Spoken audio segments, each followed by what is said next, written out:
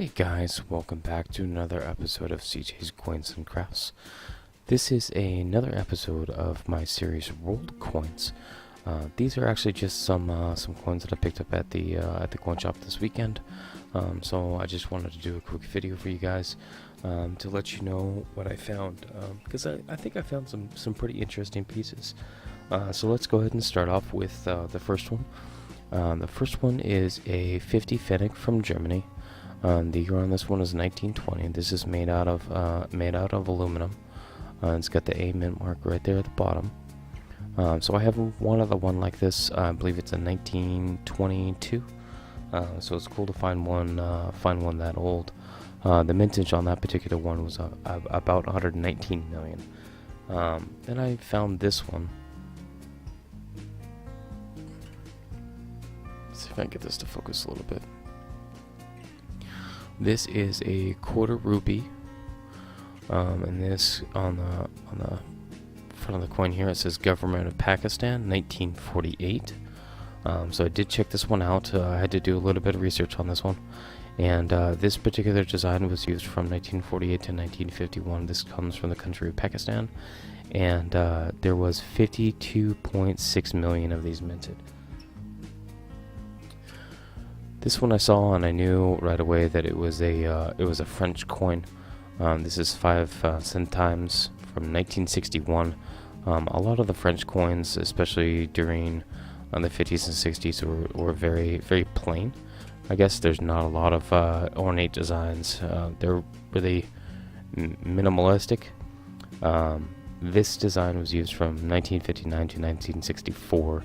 It comes from France, and there was 39 million of these minted. This next one I thought was a little bit interesting as I throw it on the floor, only because it kind of looks like it kind of looks off. So you can tell that it's coated with something and it's got a hole in it. I didn't think that the hole was part of the original design, which it's not. So the original design actually for this, you guys can see that it actually says Colombia on it. So this is a 1 centavo from Colombia, and the date on it, you can barely read it right down here at the bottom. It says 1966. So the original, I guess, coin, that this one is actually an original coin that was coated. Or painted, because you can see some of the paint is flaking off. The original coin is just a standard copper coin. So somebody coated this and then put it on like a necklace or a key ring or something like that as a kind of a keepsake, not as something to be used. But the 1 centavo, 1966 from Colombia, there was 3.9 million minted of those. This one is also from Colombia. This is a 1969. This is a 10 centavos. Couldn't find any real mintage numbers on that one, but I thought it was kind of cool, just because I don't have a lot of coins from Colombia. This one right here is a 1989. You can see it says Republic of Philippines. So this is a, let me flip it over here, 50 centimo, and it's got the eagle or the hawk on the back. I couldn't find any mintage numbers on this one or the next one, which is also from the Philippines, but this is on 1989. So the smaller version, also 1989, also from the Philippines. This is a 5 centimo. So the reason why I picked this one up is I don't have a lot from the Philippines, especially of different types. So you guys can see this one is super thick comparative to some of the other coins that we have that I was able to pick up. I could not find any mintage numbers on this one, like I said before, but this is kind of interesting. It's got a flower on one side and then a portrait on the, I guess this would be the obverse of the front of the coin. Next coin is a 1993. and this is going to be from the Czech Republic. So this is going to be a 50 Halabru. I'm sure that I probably pronounced that incorrectly. But there were 70 million of these minted. It's got a mint mark on it, just underneath the feet. That is a little castle. There's 3 or 4 different styles of mint marks on this one, and this one comes actually from Hamburg. So it's kind of interesting to see where some of these coins that were minted in one country went to another country as far as their official currency. 70 million of that one. And so the other thing that I found was I found some of these. So I had to pick these up because I think these are really neat as far as a historical piece. So this first one, I have one other one like this. This is an Arizona State. This is a tax token. On the back it says, to make change for one correct sales tax payment. So they came out with these tokens to because they didn't have any fractional denominations, and sales tax was like a percentage of a cent. So they created these tax tokens to make up for that difference. So this first one, which is the Arizona State, this was made or used from 1937 to 1940. So I have one other one like this, so I thought I would pick it up. This next one, I have a few of these. None of them are in good as condition as this particular one, and it was really interesting to see that there are a couple different types on this particular one. So the Missouri state tax receipt is also used from 1937 to 1942, and the difference in the coins is that this map of Missouri, let me get a face up right here. There are 2 different styles. One is this one, which is just a plain map, and then there's another one that has like a checkered design on the state map.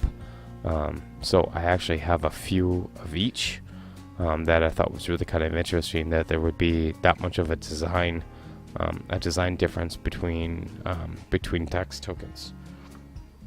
Okay, so now comes the really cool piece.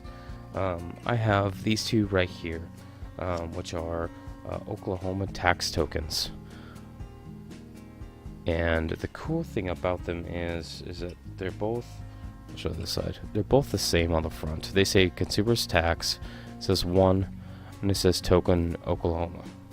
Then on the back, there are 2 different styles. There's one that says for old age pensions, and another one that says for old age assistance.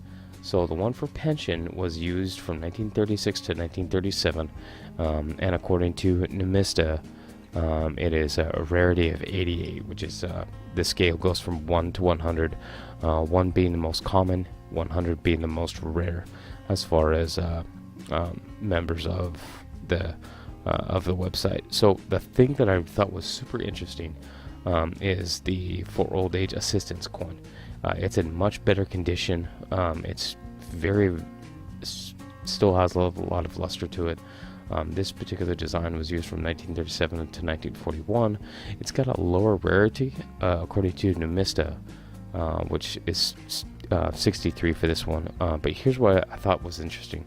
So the coin orientation of these coins is that if you flip it directly over, then it's going to be basically the opposite side down. So end over end like that. Or if you flip it sideways, it should be face up. So this one, I'll show you. I'm going to flip it directly sideways, and it's off. So this particular coin was actually struck with a die rotation, which I thought was pretty interesting. to find one with this much of a die rotation. So it is a 30 or 40% die rotation on this particular design. So I think I'm definitely going to keep this one aside on separately away from my other coins, because I haven't really found any kind of super die rotation. I found very, very slight, like less, maybe 1 or 2%, but nothing nearly as bad as what this is. This is severe in terms of coin rotations. So I thought that was a super great find. Again, I got these at the local coin shop. I picked these up out of the miscellaneous bin, all for 10 cents each. So I think I got quite a great deal, because I checked on eBay, and some of these tax tokens are going for $3 and $4 on eBay as of when I did the research for this video. So I think it's a great find. I'm really interested in this rotation. It's kind of a really different thing to find. So if you like this video, please smash that like button. Put any comments or questions you guys have in the comment section below. Please check out my other videos. Subscribe to my channel if you're not already subscribed, and I will see you guys on the next video.